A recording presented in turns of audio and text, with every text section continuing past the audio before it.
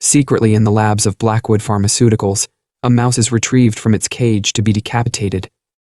Meanwhile, Claire arrives at the company's very modern facilities to participate in some clinical trials for 5 days, because she needs the money. Once everyone has changed into scrubs, they're called to the exam room, where they discover they have no Wi-Fi or reception. Claire is trying to tell her worried mom not to contact her anymore, but the message doesn't go through. It seems the two of them were in some sort of fight. Then the group meets Dr. Burke, who will supervise the trial. The medicine dosage will start low and go up each day, and during those 5 days, participants won't be allowed to leave that floor. During the rest of the day, a nurse keeps checking on their health, repeating the same questions about any possible pain, checking their pulse, taking blood samples, and even following them into the bathroom to take samples there too. When Allison tries to befriend Claire, she snaps and yells at her, only to interrupt herself when she suddenly needs to throw up. After puking in the bathroom, Claire bumps into Amir and learns he's a med student who hopes to get an internship with the company in the future. That night, Claire's brain keeps having a strange chemical reaction, and she can't sleep. When she leaves her room, she discovers all the others can't sleep either, which worries them. Marcus says he's feeling something he can't describe. The next morning, Burke tells them that a bit of insomnia isn't a big deal, and the process of dozens of tests starts again. On the wall, a clock counts down the hours left for the trial to end. Later, in her office, Burke calls her superiors to inform them that whatever is that she's testing is going directly into the participant's central nervous system and causing serious brain inflammation. The higher-ups remind her this is a double-blind trial, meaning she isn't allowed to have any more information. However, they're shocked to hear that the test results Burke sent them happened in just 1 day, which it's too fast. The next day, Burke informs the group that the parameters of the trial have changed, and now the company wants to know how long the group can stay awake. They are forbidden from trying to sleep, and if they feel too tired, they must inform Burke or a nurse. After Claire takes the new dose, she's put in an MRI machine, which makes her very anxious because she's claustrophobic. The darkness and the weird noises bring back horrible memories of her drunk mom, telling her off and refusing to let her out. Terrified, Claire begs for the test to stop, but it keeps going until the end.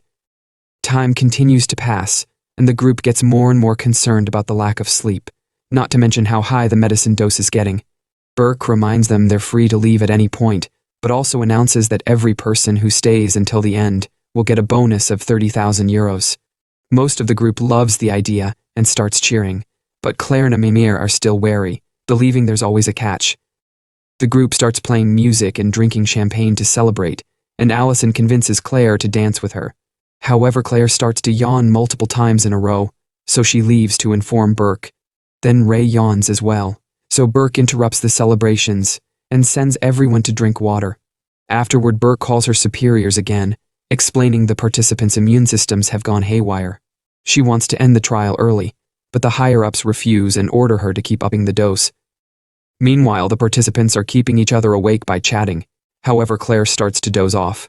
Allison immediately snaps her out of it and asks her about her plans for the money, but Claire is very dismissive and hurts her feelings, so Allison leaves the room. Since the moment was ruined, Amir leaves as well, and as he takes the corridor, he overhears Burke tell her bosses she refuses to take responsibility for whatever happens next. After she leaves her office, Amir sneaks inside and looks at the test results on her computer, discovering the brain inflammation. Horrified, he copies all the files in a flash drive. Back to the group, they're watching TV when the screen suddenly starts failing. Claire notices Allison sitting on her own and approaches her to apologize, only to discover she's fallen asleep. At that moment, Allison starts bleeding from her eyes, nose, and ears. Then she has a seizure. Her body falls to the floor and her eyes become bloodshot as she pukes, and after lots of shaking, she dies. When Burke sees this, the facility's computer announces that there has been a security breach, and from now on they'll be under lockdown protocol. An alarm starts ringing through every room and the lights turn red as the computer starts the countdown, so Burke and the participants immediately run away. The door is already closing, but Burke tries to cross anyway, causing her to get stuck and severely hurt by the heavy metal. The group drags her out, but it's too late. Burke apologizes and dies while the door closes, leaving the participants stuck inside. The clock on the wall resets and now counts 24 hours before the lockdown ends. Amir comes out of Burke's office and tells everyone to stay awake, because if they fall asleep, they'll die. He explains he saw the tests and that for the last 4 days, their brains have been pushed into overdrive, so now they're shutting down. Everyone panics and Ray even gets a bit aggressive while the others try to push the door to no avail. In the rec room, the television plays a message from the company asking them to be patient. Next, they look around and find a bunch of smelling salts, so each of them gets 5 packets that should last all night. Amir warns them to use them at the last second, but Ray immediately uses one anyway. Then Ray finds some medicine in a cabinet, but Amir immediately warns them against it. In fact, he advises not to drink coffee either. Any kind of stimulant will just make the metaphoric flames in their brains burn faster. Amir is sure this is treatable, so they need to wait for the doors to open and find help. For the next few hours, the group tries their best to stay awake. By now they've been awake for 100 hours. Amir thinks that the brain inflammation will go down now that they don't take the medicine anymore, but when he scans Claire's brain for a checkup, the results terrify him. However, he doesn't tell the others. As Claire walks down the corridor, she feels incredibly dizzy and begins hearing her mother's voice. She decides to record a message for her mother, who is under palliative care in the hospital because her liver was ruined by all the drinking. However, Claire ends up deleting the video. Afterward, she finds the mice in the lab and decides to free them, but they refuse to go away. With 16 hours to go, the group starts having trouble staying awake. Ray slaps his cheek to get rid of the drowsiness because he's already used all his salts and soon he starts bothering the others, asking them to share theirs, but nobody wants to help him. Meanwhile, Amir continues to run tests in the exam room with the 2 bodies, and suddenly Burke sits up behind him. However, when Amir turns around, she's still down and dead, which means he's starting to experience hallucinations. In the rec room, Claire stares at the wall while she continues to hear her mother's voice. Darkness takes over her vision as she remembers her creepy childhood room, but before she gives in, Marcus snaps her out of it. Claire can't understand how Marcus is doing so well, so he shows her a scar on his leg that he got during a serious hiking accident, saying the body will always push through when it needs to survive. Afterward, Claire goes to Burke's office and looks at the brain scans before checking her patient file. She discovers notes that talk about the destructive behavior and despair in her life, which made her a perfect candidate for high-risk trials. Later, Claire finds Vanessa using fire to stay awake, saying she refuses to give up.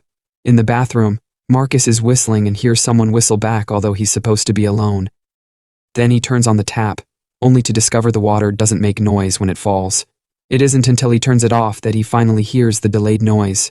When he knocks on the mirror, the same happens. The sound arrives a few seconds later. Scared, Marcus leaves the bathroom and hears the whistling in the corridors. He starts wandering around yet doesn't see a single person, and when he makes it to the front hall, he's shocked to see the door opening. Marcus goes through the door and into a deep darkness, and a moment later the others find him dead on the floor because the hallucination made him fall asleep. There are still 15 hours to go, so everyone worries. Claire feels dizzy and has a vision of Allison waking up, so she walks away from the group rather clumsily. She makes it to the kitchen, and after seeing a mouse staring at her, she uses fire to reanimate her body. The resulting burn scar is awful, but Claire feels awake and alert now. After bandaging her hand, she finds the others and yells at them, announcing she's tired of waiting and that she'll find a way out. The group makes a map of the facility to learn what wall they need to break to get out. Amir tells them it won't work because facilities like this one are built with tight security, but the others ignore him and start hitting the wall with an axe.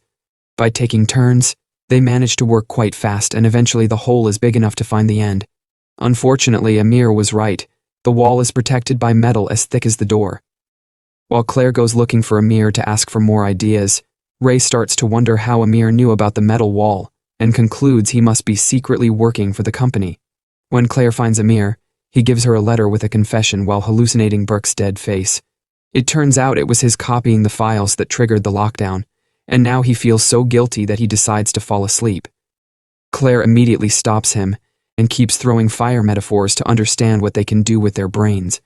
This gives Amir an idea. Using certain medicines as poison, he can create an effect that usually would cause brain death, but with these side effects they're having it should stop their death instead. Ignoring the hallucinations, Amir immediately starts to work on the mix. Claire rushes to tell the others and bumps into Paul, who tells her not to trust Amir. He reveals he searched Amir's things and found the bottle of stimulants he told them not to take, which is now empty. At that moment the power goes out, so they use their phone flashlights to move around.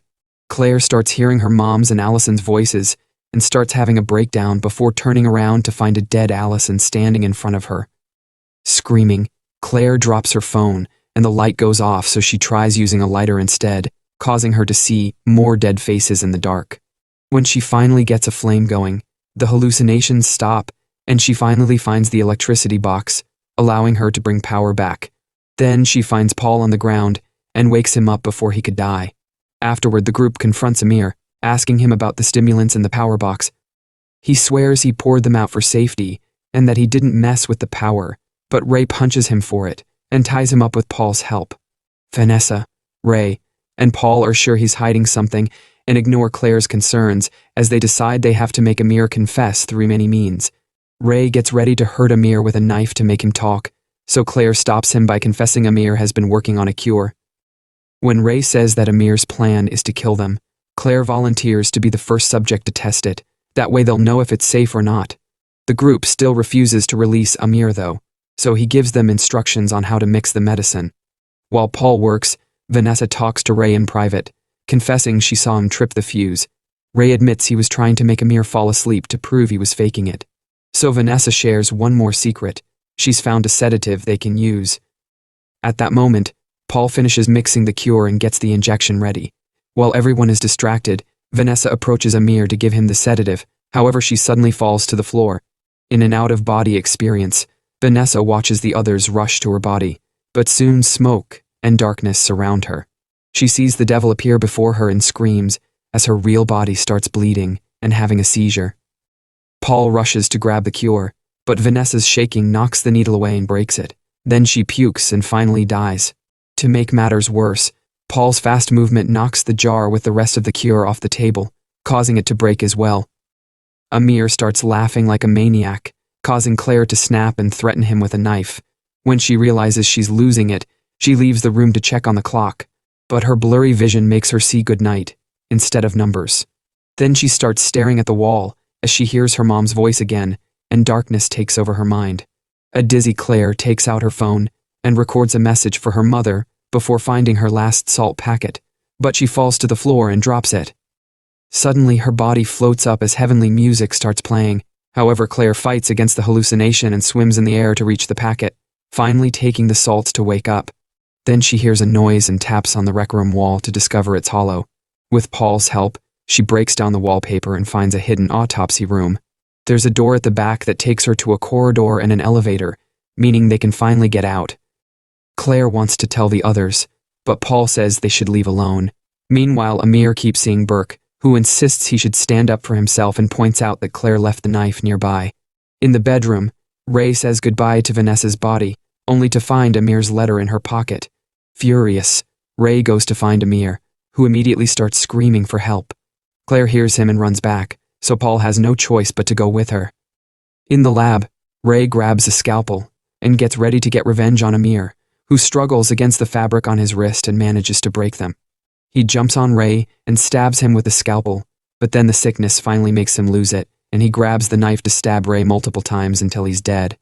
At that moment, Claire and Paul arrive and try to calm him down, but Burke's hallucination pushes Amir into finishing the job. The duo immediately runs away, and Paul hides in the rec room, locking the door behind him. Now Claire has to keep running into the MRI room, where Amir catches up and throws her around, accidentally turning on the machine. When Amir is about to stab Claire, the magnets in the MRI machine take the knife away from his hand, so Claire kicks Amir and runs away.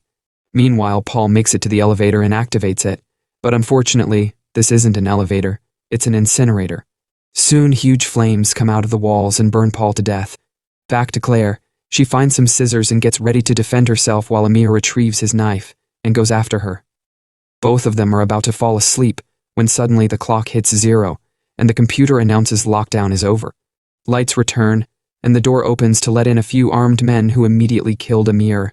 Claire hears the gunshot and rushes to hide while the men search the floor to get all the bodies out. Once the coast is clear, Claire tries to escape and finds the bodies in bags, so she quickly covers her face with Amir's blood and gets inside a bag to pretend to be dead. A man checks on her and believes his coworker found the body, so she's thrown in the back of a truck with the others. Claire uses her phone's flashlight and keeps hallucinating that a dead Allison is in the bag with her, so she closes her eyes and hums her mother's song. When she opens her eyes again, a more friendly Allison smiles at her before disappearing. Once the truck is far enough from the facility, Claire comes out of the bag, and seeing her in the mirror gives the driver such a shock that it causes the vehicle to crash.